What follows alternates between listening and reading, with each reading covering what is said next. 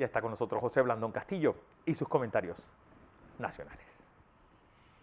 Oiga, tengo aquí, permítame un minuto para leerle esto, Fernando, que es interesante, es una nota histórica que publica el Foro de Mujeres De partidos políticos. Dice aquí: el primer distrito en elegir a una mujer para la alcaldía fue Chame, actual provincia de Panamá Oeste, que en el año de 1948 eligió a la maestra Tomasa Durán de Ortega como alcaldesa.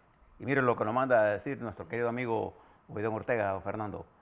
En efecto, nuestra madre, dice Oiden, fue elegida alcaldesa del distrito de Chame en el 48. La Constitución panameña del 41 otorgó a las mujeres el derecho a elegir y ser elegidas, y en 1948 fue elegida Tomasa Durán Ortega como alcaldesa de Chame en su condición de miembro del Partido Liberal, apellido directo del histórico presidente Roberto F. Chari, a quien con justificado fundamento se le nombró como el presidente de la dignidad por haber roto relaciones diplomáticas con los Estados Unidos de América. Como consecuencia de los sucesos del 9 de enero del 64, él mismo había sido elegido presidente constitucional de Panamá en 1960. Esto me lo manda a decir Oiden Ortega. Un saludo a nuestro amigo Oiden Ortega y a su esposa Monina.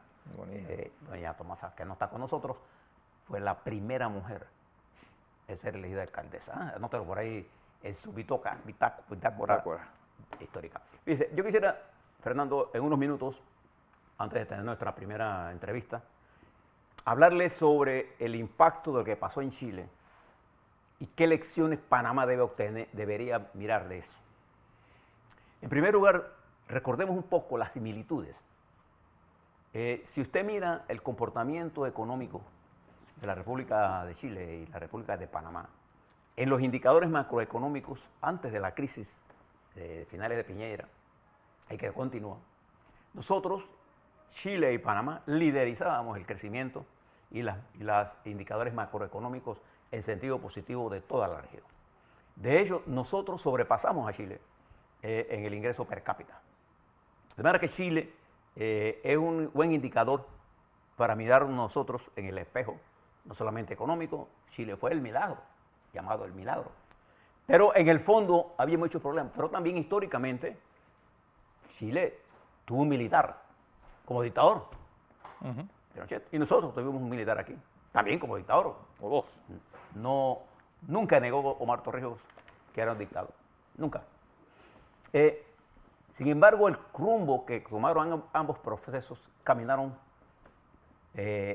por diferentes sendas de la historia. Pinochet convirtió a Chile en el modelo del neoliberalismo de la Escuela de Chicago, que fueron los que dirigieron toda la reforma. Torrijos llevó al país a una lucha anticolonial con un modelo de participación desde el punto de vista de la transformación, con los representantes de corregimiento, creando sindicatos, creando el Código del Trabajo, en fin, transformando el país.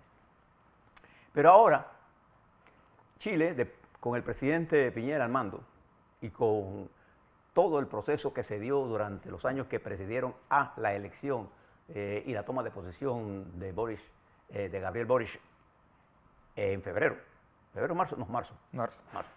6 de marzo. Este proceso en Chile constitucional lleva entonces una característica.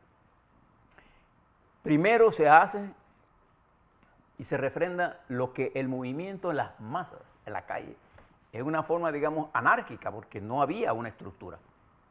Y Boric llega al poder compitiendo con el secretario general del Partido Comunista y le gana en las primarias. Y gana a la derecha con 45% y 55%, y él es un impulsador del proceso constitucional, que acaba de perder. Entonces, ¿qué es lo que sucede? En Chile, que es parte de esta convulsión que vive América Latina, hubo una confusión de las fuerzas de la reforma constitucional en creer que lo que ellos pensaban era lo que pensaba el pueblo chileno. Y llevado por la guerra, y yo creo que uno de los primeros derrotados en esta contienda en Chile, Fernando, es el Twitter. La guerra política por Twitter fracasó en Chile. O sea, usted mira la campaña de la primavera árabe se hizo por Twitter. ¿Se acuerdan? Las grandes movilizaciones, todo. En Chile, una de las primeras derrotas de Twitter, porque los miembros del equipo reformador se olvidó de qué era lo que el pueblo chileno quería. El rechazo de Chile hoy no solamente es el rechazo de los sectores privilegiados, no, es el rechazo de importantes sectores de centro y de izquierda y de centro derecha, que vieron en la Constitución un problema grave ante qué cosa, las grandes amenazas que hay en la economía chilena.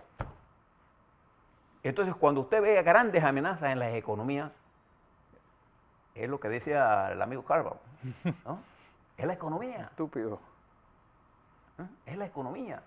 Entonces, Bueno, la caída del peso. Es la pirámide de Maslow. Tú no puedes reformar nada si tú tienes la mesa, la plato vacío, la cocina vacía. Y si tú estudias lo que propuso la Asamblea Constituyente, es impagable para Chile. Sí. Era la transformación, era poner el país pata para arriba. La eliminación del Estado, las libertades absolutas, que nadie manejaba después. Nadie sabía cuánto costaba eso y quién iba a pagar todos esos platos. Es que la plurinacionalidad se puede hacer en un país como, por ejemplo, Bolivia. En Bolivia, porque la mitad es quechua y la otra mitad es aymara. Es decir, son dos culturas que no tienen nada en común. Y las otras son blancos. Y los otros son blancos. Bueno, los de Santa Cruz. Pero ¿qué haces que en Chile, donde tienes una uniformidad casi absoluta en todo el país? Y afortunadamente para Chile, hoy una mayoría de 62% contundente, no hay la menor duda, la derrota, no a la reforma, porque, ojo, los partidos políticos se van a reunir hoy, Sí. porque antes de esta elección, tanto el gobierno como la oposición ya sabían que esta reforma, si se aprobaban o no se aprobaban, no iban a resolver ningún problema, pero sí se necesitan ajustes. El problema es confundir el personalismo con los problemas de los demás. Entonces hay gente que tiene más opiniones que análisis de lo que ocurre. Entonces aquí en Panamá nosotros tenemos que entender qué es lo que ha madurado en el seno de la sociedad, cuáles son las reformas centrales que debemos hacer. A mí se me ocurre que una de las primeras reformas que tenemos que darle atención es la reforma al régimen de validez, vejez y muerte. Y sin duda al sistema educativo nuestro. Y a mejorar las formas de gestión de la salud panameña. Las formas de gestión de la salud panameña. Y lograr un modelo que nos permita a nosotros atraer inversiones para generar empleos de calidad.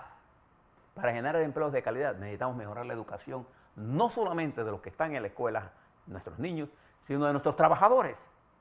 ¿Por qué? Porque nosotros tenemos que mejorar la productividad. Entonces, ¿se requieren reformas constitucionales de la República de Panamá? Sin duda alguna. Ahora, ¿cómo y cuándo?